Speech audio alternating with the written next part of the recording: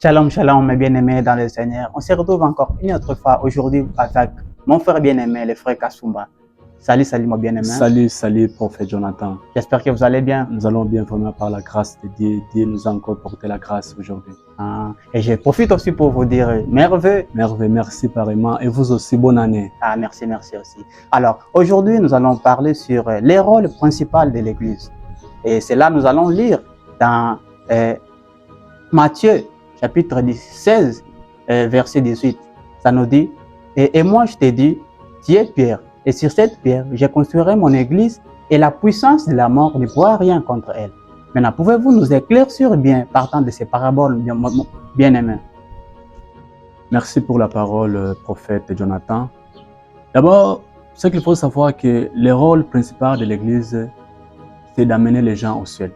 C'est ça le rôle principal de l'église.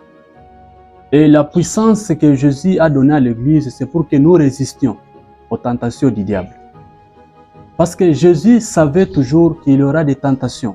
Jésus savait toujours que le diable combattrait l'église. Donc l'église, c'est un lieu saint qui est consacré pour la parole de Dieu, pour pouvoir enseigner la parole de Dieu. Et ce que tu dis, prophète Jonathan, c'est vrai. Donc il faut que l'église enseigne les gens la bonne nouvelle. Parce qu'aujourd'hui, la bonne nouvelle ou l'évangile réel devient trop rare dans certaines églises. Donc, il faut que l'Église enseigne les gens la bonne nouvelle que Jésus a laissée. Alors, comment devons-nous marcher avec l'Église? Parce que c'est ce que je viens de dire, il faut que l'Église enseigne la bonne nouvelle. Sans critique, je peux dire que certaines églises aujourd'hui, on peut dire ça devient comme les salles de l'apprentissage de l'entrepreneuriat et de l'économie. Donc, la bonne nouvelle, ça devient dire rare dans certaines églises. Alors, il faut que l'église enseigne les gens la bonne nouvelle. L'église, les gens font à ce que ça devienne un endroit pour pouvoir exploiter les gens, pour s'enrichir. Là, je peux dire oui, prophète Jonathan, parce que certaines églises, les leaders prennent comme des sociétés et des entreprises. Parce que lorsque dans une église, on termine tout et moi à s'approcher les gens, la résurrection, la fin de toutes choses, le royaume des cieux, le jugement dernier. Ça, je ne peux dire ça, ce n'est pas encore l'église. Donc, c'est bien d'équilibrer ça, parce que c'est l'importance de l'église. Il faut prêcher aux gens tout.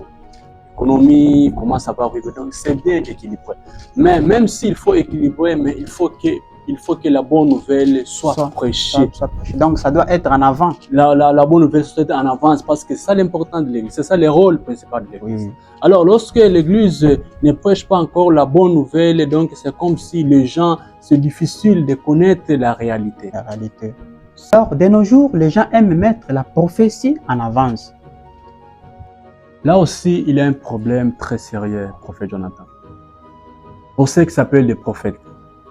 Et ils mettent la prophétie en avance par rapport à l'enseignement. Mais c'est les choses que les gens vont savoir que ce n'est pas la prophétie qui va amener les gens au ciel, non. Parce que Jésus lui-même était prophète. Mais partout où il allait, il enseignait la bonne nouvelle. Donc c'est bien de prophétiser parce que Dieu a mis la prophétie pour qu'il nous montre les choses qui vont venir. Mais ce n'est pas la prophétie qui va amener les gens au ciel. Donc l'église a besoin de l'enseignement, la bonne nouvelle. Il faut qu'on enseigne la bonne nouvelle, la résurrection, la fin de toutes choses, le jugement. Je peux aussi ajouter, donc l'église, c'est un endroit qui est là pour la préparation de l'épouse. Donc l'église, son but principal et son rôle principal, c'est de pouvoir nous préparer en tant que chrétiens, d'être avec Jésus-Christ au royaume des cieux. Bien sûr, prophète Jonathan. Parce que Jésus lui-même a dit, il faut que nous soyons prêts. Nous soyons prêts. Il viendra comme un voleur. Alors, comment nous serons prêts lorsque l'Église ne prépare pas les gens? Donc, il faut que l'Église prépare les gens à l'enseignement, la bonne nouvelle. Parce que Jésus l'a dit, il viendra comme un voleur. Alors, lorsqu'il vient comme un voleur, il trouve les gens, ils n'ont pas encore reçu la bonne nouvelle, ils n'ont pas encore reçu l'enseignement. Tu vois que là, c'est un problème très sérieux pour l'Église. Donc, il faut que l'Église enseigne les gens la bonne nouvelle. Merci. Et j'espère que vraiment nous sommes vraiment bénis par cet enseignement Merci à vous aussi, mon frère bien-aimé, le frère Amen, Kasumba. amen. Merci Et aussi, j'espère prophète que Jonathan. vraiment, ça sera un honneur de se revoir encore pour la prochaine fois. Pour la prochaine, par la grâce de Dieu, Par la parce que grâce. c'est Dieu toujours qui porte Par la grâce. Merci, merci. Alors aussi, merci à vous tous qui nous suivez et soyez bénis pour cet enseignement et cet enseignement puisse vous toucher vraiment.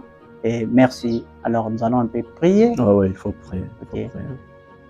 Seigneur Dieu, Dieu Tout-Puissant, Père éternel, Seigneur, nous voici à ce moment, Père. Père, nous prions maintenant que ces messages puissent aussi toucher les gens, ces messages puissent aussi avoir d'impact dans des vies chrétiennes et aussi dans des vies qui étaient perdues, Seigneur. Que ces messages puissent les ramener encore dans les chemins de la vie éternelle, Père.